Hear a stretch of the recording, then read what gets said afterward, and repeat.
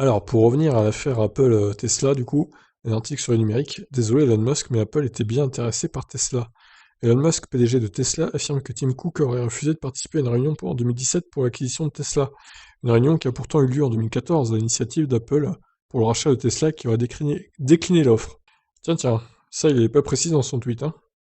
Petite guerre d'ego dans la stratosphère de la Silicon Valley, alors que le monde des médias semble découvrir qu'Apple travaille très secrètement à l'élaboration d'un véhicule électrique, le projet Titan lancé en 2014, voilà qu'Elon Musk, PDG de Tesla, y va de sa petite contribution.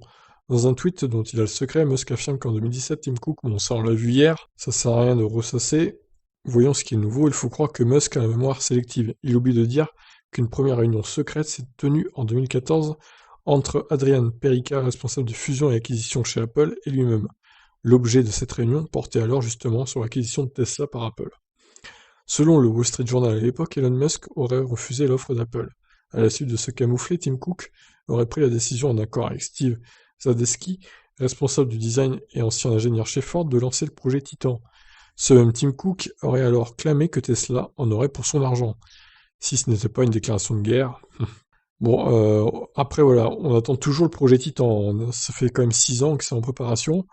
Au bout d'un moment, il faudrait peut-être se bouger un peu chez Apple, je sais pas ce qu'ils font, mais... D'ailleurs, les premiers effets n'ont pas tardé à se faire sentir, puisqu'Apple allait jusqu'à offrir 250 000 $ de prime de bienvenue, plus 60% de bonus, selon le site économique Bloomberg, à ceux qui viendraient rejoindre le projet Titan.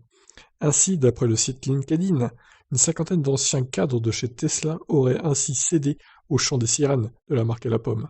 Pour autant, cette guerre d'embauche s'est jouée dans les deux sens, pardon, puisque Tesla ne s'est pas fait prier pour aller piller dans les effectifs d'Apple. Ah bah voilà, hein, c'est à la guerre comme à la guerre, comme on dit.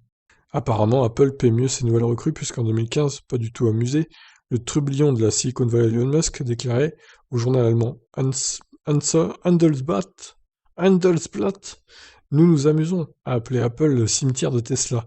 Si vous ne percez pas chez Tesla, vous allez travailler chez Apple. Je ne plaisante pas. En 2018, dans cette guerre des embauches entre les deux géants de la tech, c'est Apple qui est sorti gagnant, avec pas moins de 46 ex-employés de Tesla recrutés entre janvier et août de la même année.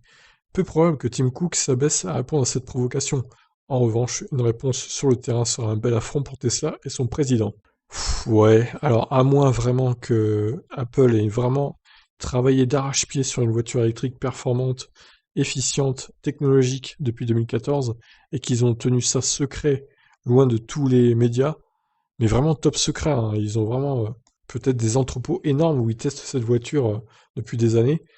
Alors peut-être, hein, du coup, hein.